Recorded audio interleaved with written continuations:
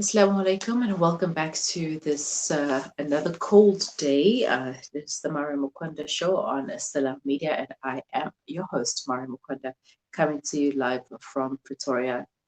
Yeah, guys, it's cold. It's the 2nd of September, and it's not the spring that we are used to. And somebody said that spring is actually on the 21st of September. And I don't believe that one bit because I mean, it's my birthday month, and yeah, I refuse. Anyways, today we are talking about power walking versus jogging and which one is best for weight loss. And joining me is our fitness trainer, Luyanda Sibisi, to talk more about this. Everyone knows that along with the proper nutrition, running can help you lose weight. But if you're new to fitness, then running out of the gate can be dangerous and you need to start somewhere. Aluyanda, Assalamu alaikum. Walaikum salam, sis. How are you? Um, I could say that I've been better, but alhamdulillah, I'm good. Thanks. And yourself? I'm great, alhamdulillah, sis. It is very cold. As you can see, I'm outside and it's almost like you can see in my breath that there's cold surrounding me. It's crazy.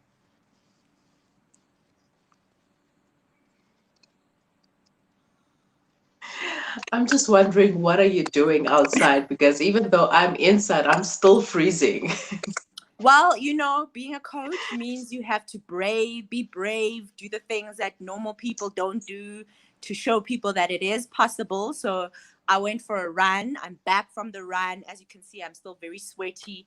My puffer is wet. And I know that today's topic is about running. So I thought, hey, why not just see me in the element, like fresh out, in the blistering cold, just to talk about running with you.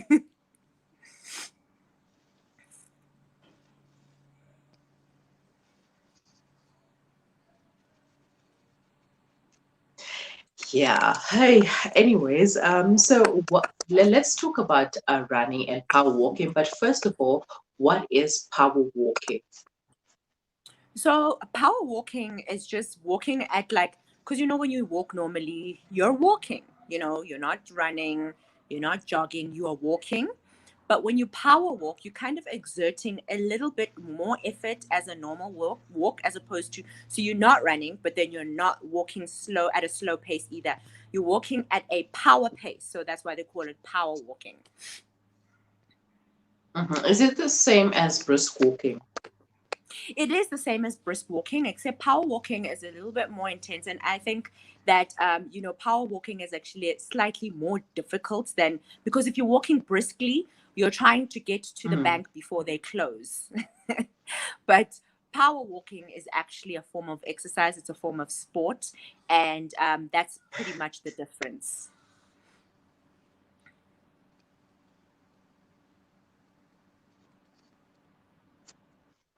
Oh, the networks. I know. I'm getting a bit of feedback as well on my side. I don't know what it is.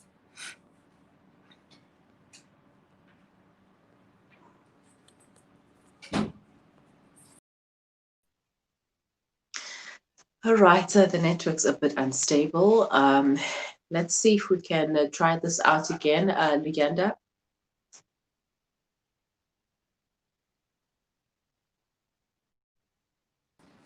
I am back. I'm not sure if you guys can hear me.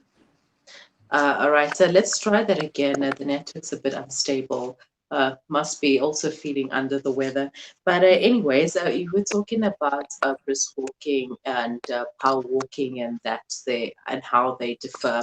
And how is power walking different from jogging? So, jogging, obviously, now you've taken it up a notch. You've now exerted a little bit more pace, and you're exerting more movement. But you are not running, but you're just jogging at a slower pace. And so, power walking, there's actually a very specific technique, sis. And it all has to do with the strides per minute. Okay, I don't know if you've heard of something like strides per minute or strikes per minute. So when you're running, your foot is hitting the ground, which is a strike, right? So when you're running, there's a specific time period. I mean, there's a specific number of strikes that your feet have to hit the ground to be considered running. Now, when you're power walking, you cannot exceed the specific number of strikes per minute. But so that still classifies it as walking, but you're still exerting a lot of energy and you're exercising still. But it's just the difference. So when you're jogging, you're running, but at a slower pace to be considered. The strikes per minute on the ground are less than it would be if you're running. I don't know if that makes sense. That's the best way I can describe it. It's so confusing already because now I'm thinking, okay, you have to either be running or you have to be walking. So now you have to find a middle to say that I'm not running, but I'm not walking either. I'm here. So it's like, okay. And I think that's why power walking is such an amazing skill to master, because people who power walk know how to activate specific muscles in their legs to still apply a specific speed, but to not run. It's really, really fascinating. I've never been able to power walk, but it is something that I find very fascinating because I know how difficult it actually is. Wow, so it seems like it's easy, but now that you mentioned, it's quite difficult to achieve. And what are the benefits of power walking? I know that we are actually discussing a little bit more technical, so I hope you'll be able to follow. So we have our hearts are obviously, constantly beating and supplying oxygen to the rest of the body, right? So when you're running, your heart beats faster to supply more oxygen to the body because you're exerting more energy. Now, the heart rate zones, differ. So there's a heart rate zone for every type of goal that you're trying to achieve. So if you're trying to to improve your speed, there's a specific heart rate that you have to be. If you're trying to lose weight, there's a specific heart rate zone that you need to be. So power walking actually is very, very beneficial for weight loss because you stay in that range, that heart rate zone. But when you're running, sometimes you go past the heart rate zone and you're actually now moving towards endurance training or speed training. So when you're running, sometimes you may not actually lose the weight you want to lose because you go past that heart rate zone. But with power walking, you're able to control your heart rate and stay within the weight loss targeted heart rate zones. Yeah, there goes with the technical talk again. All right. So if we are trying to lose weight and just be fit, is it possible to have a combination of both power walking and running? Absolutely, because at the end of the day, if you can train your body to increase its level of endurance, that's when your running comes in, where you're running at a specific pace, but you're able to push yourself. The body, kind of becomes fitter, and fitness is an important aspect of just overall well-being. So if you want to do both, you can, because they do different things and they're equally just as beneficial. Now, with power walking, the nice thing about it is that it's not as intensive as far as impact and injuries and whatnot, because you're not really exerting so much pressure on your knees, on your feet, but you are engaging your quads, your glutes, your core. So you're really doing both. So I would say I love to do, that's why I'm outside right now. I do a lot of strength training, but the reason I do this speed training, like my sprints, is because I'm trying to improve my fitness level, which is important to me. I want to be able to say I have a fitness level of XXX, so it depends on your goal. But I really, really do recommend both because they both serve different purposes. Earlier on, you were talking about, having your foot in one stride and this and that, and that would be a stride, etc. So, is there a specific form to have if you want to power walk? Yes. Do you have to have your hands a certain way, your legs a certain way, your shoulders back and not over your toes, etc.? So, please explain that to us. So running is running, even though there is a specific way that you have to be able to run to avoid injury and to avoid, running the wrong way, especially if you're if you're trying to compete and you're an athlete or whatever. But power walking is actually just as complicated, because remember, you're engaging mostly your quads and your calf muscles, and the foot is a very important part of it, because you have to, I don't know if you've ever seen somebody power walking. It looks very funny because it looks like Yeah. you're like Uh-huh. shaking your hips. I've And seen it. that is the purpose of doing that, is to balance your form, because it's to still launch yourself into speed, but Mhm.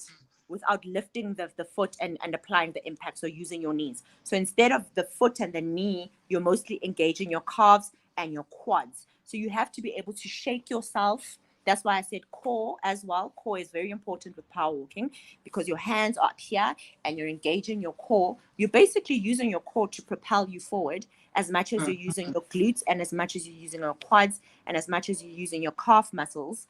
You're also engaging your core very much. But with running, if you think about it, all you have to do is launch yourself initially and then just keep that momentum. Mhm.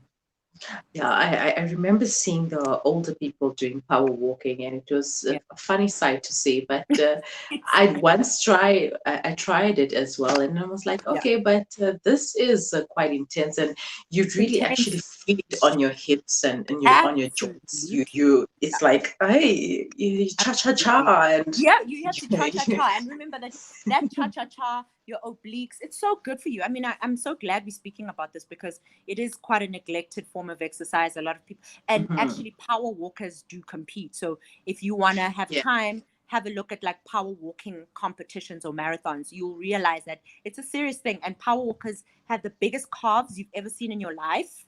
It's just something else, really.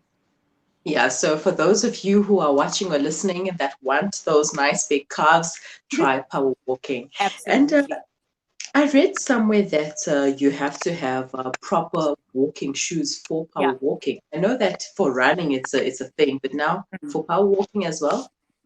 Because remember, a lot of your movement, you're not launching. You're staying. Your feet are relatively doing a lot of work. So you've got to understand if your foot, now they okay. So my foot pronates, right? Mhm. Pronation means it falls in. Okay, so my feet fall in. So I need a little bit more support. So if I were to be power walking with shoes that don't offer that dynamic support to bring me out of pronation, then my knees would get injured. So it's just the same as running. You've got to understand, when your foot strikes the ground, is it mostly facing that way? Does it bend inwards? Does it bend outwards? And that you can see by how your shoes, where do your shoes wear and tear? So do they wear and tear on the outside, or do they wear and tear on the inside? Either which way, you've got to get the shoes that will offer that support. Because remember, if you look at the power walk, the foot is on the ground longer than it is with running. So the support has to be, because I always say to people, if you're driving and you have to change your tires every 5 years, it means the road is very, very, very like intense, if it can do that to your car. So same goes with your feet. Do not underestimate the level of impact that the tar road has on your feet. That's why some people recommend running or walking on the grass. So if you're going to power walk on the road, you've got to have the right support, or else you mess up your knees, you mess up your back, you can get hip injuries. It's honestly just something that's just not worth it. So start off right with the right shoes that offer the right support for your feet. Mhm. And speaking of being on the road, for power walking, is it okay to just walk on a flat surface, or can you switch it up a bit, go steep hill, go downhill? So the steep hills are always the best for power walking. Sometimes actually, like, subconsciously, I think I do power walk because there's a hill up my street, which is, I mean, I'm probably, the incline is like, if you can see my hand, is really, really steep. So sometimes Mm. I go up in a power walking fashion. But remember, I'm looking at my watch and I'm seeing my heart rate zone. And as long as the heart rate zone is where it needs to be, then I do switch between power walking and running. So if you do prefer to steep walk up the hill using your watch, you can kind of tell which zones that you're in. Mhm. So I guess then we also need to get ourselves a watch to be able to tell our Mhm. heart rate. Hey, so hey guys, if you thought that it's gonna be as easy as one, two, three, and just put on any sneakers and grab a watch and go, it's not. You know, you It's need to not. know It's not. exactly where you are. But if you're still an enthusiast and you're still trying it out to see if it's even for you, just go by how Mhm, you feel. Like if you're running and you can kind of gauge that, okay, I'm feeling out of breath, then and then just go with how you feel at the beginning. Because I'm not going to go say to people buy a heart rate monitor because they're not cheap. But mhm, so see how your body feels. Like, oh, okay, when I walk in this pace, I start to sweat, I start to feel out of breath. And then if I slow down, I can catch my breath better. So the point is to just go with how you feel, and that's kind of like the beginning of understanding your heart rate zones. mhm. And then how long are you supposed to power walk? Because I know that with jogging, it's recommended to jog at least for 30 minutes to an hour. What Yeah. about with power walking? Look, it's the same thing, especially if you're monitoring your heart rate. So if okay, so I will give you an example. My fat burning zone is between 154 and 160 beats per minute. Okay, so when my heart is beating in that zone, that means that I'm in the weight loss zone. So my aim is to get my heart rate to that space and then maintain it for 30 to 45 minutes. So Mhm, if you're walking slow, you're not in the heart rate zone, or you're not exerting yourself and you're walking for 15 minutes, you won't really see the benefit. So you've got to maybe start off and then you're like, okay, I'm pacing myself, which will take about 5 to 10 minutes. Then once you reach that space where you feel like, okay, now I'm actually working, maintain that for 30 minutes and then you cool down. So it's about 45 minutes to an hour, or 30 minutes to 45 minutes. That's when the body is doing the work. So it's enough. You don't have to do 2 hours and it's not mhm. marathon time. So just take it easy and do the bare minimum. It's really just as effective. So that would also be 3 times a week or 3 to 4 times a Absolutely. week. 3 to 4 times a week, and then giving space for rest in between. So if I run today, tomorrow I'm resting. Run tomorrow, rest. Power walk, rest. Power walk, rest, because the muscles do need some form of recovery. And then in between or before that, you have your carbs, and then after that, you have your protein. Mhm. Okay, and quickly also for those who can't get a heart rate monitor, how can you do it manually? How can you calculate your fat burning zones? Okay, so how you calculate your fat burning zone. So the maximum heart rate that a human being's heart rate can go up to is 210, right? So you have Mhm, to take your age and you minus your age from 210. So for example, if you minus 31 from 210, not my age, just a wild figure that I'm throwing out there. And then you minus that, my maximum heart rate, I think it's like, what do you get? I think you get like 170 something. So that's my mm, maximum heart rate, right? Now, okay. maximum is 80%. So you've got to figure out, then you minus, then you say, you kind of work your way back. You take out about 10 from that, that's Mm, 70%.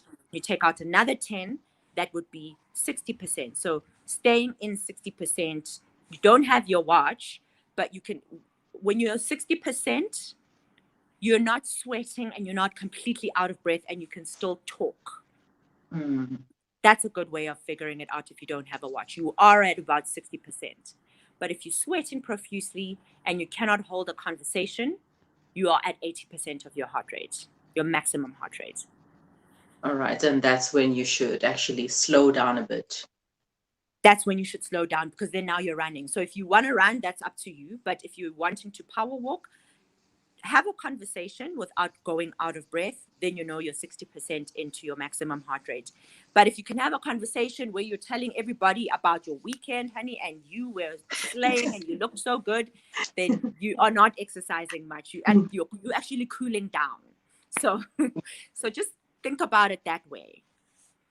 You're actually taking a stroll, and you should No, stop that's like a talking. And leisurely stroll. yeah, yeah, it's those moments like, let's take a stroll, Chomi, and let me tell you about my It. weekend.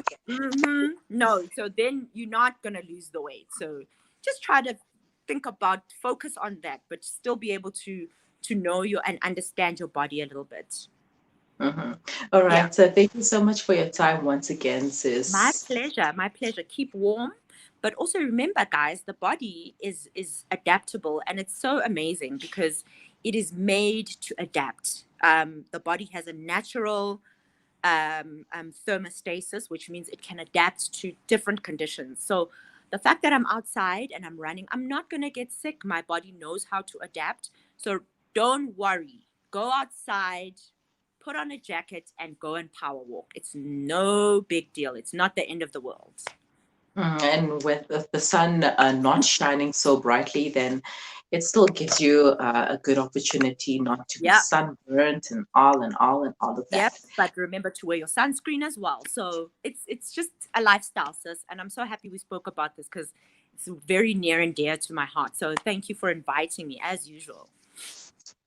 Always a pleasure. Thank you so much for your time and have a wonderful day. Jazakallah, sis. Assalamu alaikum. Walaikum salam.